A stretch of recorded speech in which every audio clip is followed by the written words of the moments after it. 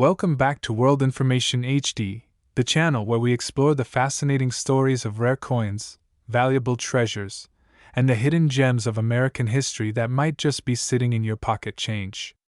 Today, we're diving deep into one of the most interesting coins from the mid-20th century, the 1950-60 mint mark Lincoln Wheat penny. At first glance, it may look like just another copper penny, small, ordinary, and something you wouldn't think twice about spending. But as coin collectors and enthusiasts know all too well, the smallest details can turn an everyday coin into a fortune.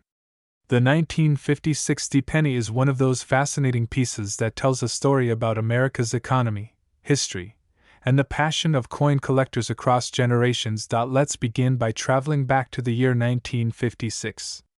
Dwight D. Eisenhower was serving as President of the United States. Elvis Presley was shaking up the music world with his revolutionary rock and roll sound, and television was becoming a centerpiece of American life. At the same time, the United States Mint in Denver was striking millions upon millions of Lincoln Wheat cents, continuing a series that had started back in 1909. The Lincoln Wheat penny itself has always been iconic. Designed by Victor David Brenner, it was the first regular-issue U.S. coin to feature the image of an actual person, Abraham Lincoln.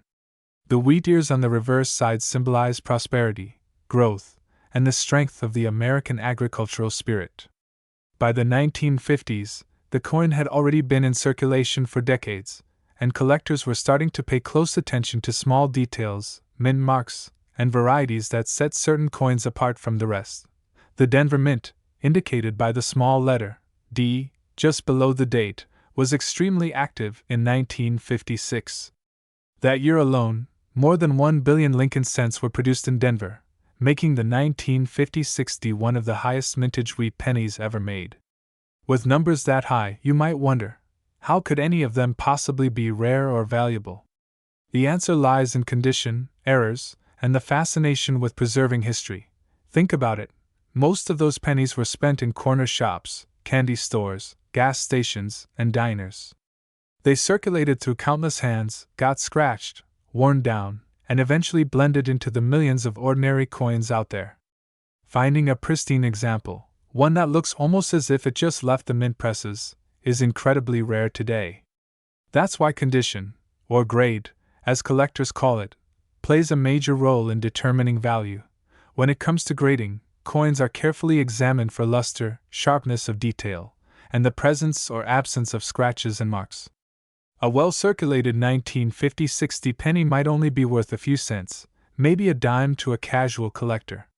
But in higher uncirculated grades, especially in mint state with a shiny red luster, the price skyrockets.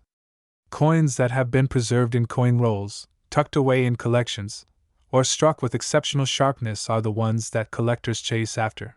Now, beyond condition, another factor that adds excitement is the world of error coins. The 1950-60 penny has its share of fascinating varieties and mistakes. Some examples include doubled dies, where the lettering or numbers appear slightly doubled due to a misalignment in the minting process. Others include repunched mint marks, where the D was punched more than once into the die, leaving behind a shadow or doubling effect. Collectors absolutely love these oddities because they are rare, visually striking, and serve as reminders that even the U.S. Mint isn't perfect. Imagine finding a penny in your change that shows doubling on the date or mint mark. It might look strange to the casual eye, but to a coin enthusiast, that little difference could mean hundreds or even thousands of dollars. The thrill of the hunt keeps collectors searching rolls of pennies, checking jars of old coins in their grandparents' basements, and scanning through flea market finds. But beyond the technical aspects, there's also the charm of owning a piece of history. The 1950-60 penny isn't just a coin, it's a time capsule. Every scratch or mark tells the story of where it's been. Maybe it was used to buy a comic book in the 1950s, or dropped into a jukebox that played Elvis Presley's Hound Dog. Perhaps it sat in the pocket of a factory worker or helped buy a hot dog at a baseball game. These pennies witnessed the booming post-war American economy, the rise of the automobile culture, and the birth of rock and roll. Holding one today connects you directly to that era. Collectors often say that the Lincoln Wheat Penny series is one of the best starting points for new hobbyists. It's approachable, affordable for beginners, yet filled with treasures for advanced collectors. The 1956 D is particularly interesting because it represents the end of an era. Just a few years later, in 1959, the reverse design would change from wheat ears to the Lincoln Memorial, marking the end of the beloved wheat cent design. That makes the late 1950s wheat pennies especially nostalgic. Now let's talk about the market. Coin collecting has always had its ups and downs, but rare Lincoln pennies consistently hold strong interest. Auction houses, online marketplaces, and coin shows regularly feature high-grade examples of the 1956 D. What makes these coins valuable isn't just scarcity, but demand. Collectors want to complete their Lincoln Wheat penny sets, and when it comes to filling those last few spots in brilliant condition, competition gets fierce. Stories of big auction sales keep the excitement alive. Time and again, we see common-looking coins sell for eye-popping amounts simply because they're in pristine condition or feature a unique error. This has turned coin collecting into more than a hobby. It's an investment opportunity. Many families who discover old wheat pennies passed down through generations are shocked to learn just how valuable a single coin can be. The 1956 D penny is also a coin that teaches us an important lesson. Rarity doesn't always mean low mintage. Even though more than 1 billion were made, the surviving population in high-grade mint state with full original luster is much smaller than people realize. That's where true rarity comes into play. As with all valuable coins, authentication is key.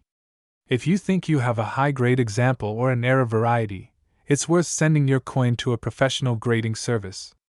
Organizations like PCGS and NGC specialize in certifying coins, protecting them in tamper-proof holders, and assigning them an official grade. This not only protects your investment but also helps maximize its value in the market. For casual viewers wondering how to spot a valuable 1956 D penny, here are some tips. First, look at the mint mark carefully. If the D shows signs of doubling, shadowing, or repunching, you may have something special. Next, examine the date and lettering for doubling. Also, pay close attention to the coin's color. Lincoln cents are often categorized as red, red-brown, or brown, depending on how much original copper luster remains. The redder and shinier, the more desirable. Finally, check the overall condition.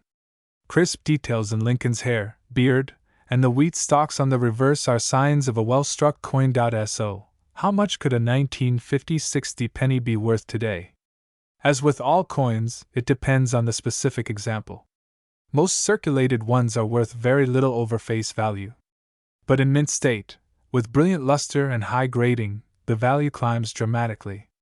Some rare error examples or high-grade survivors have stunned collectors at auctions with incredible prices.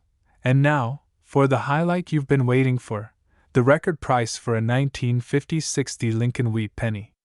Believe it or not, the highest graded examples, in pristine mint state with dazzling luster, have sold for as much as $33,499.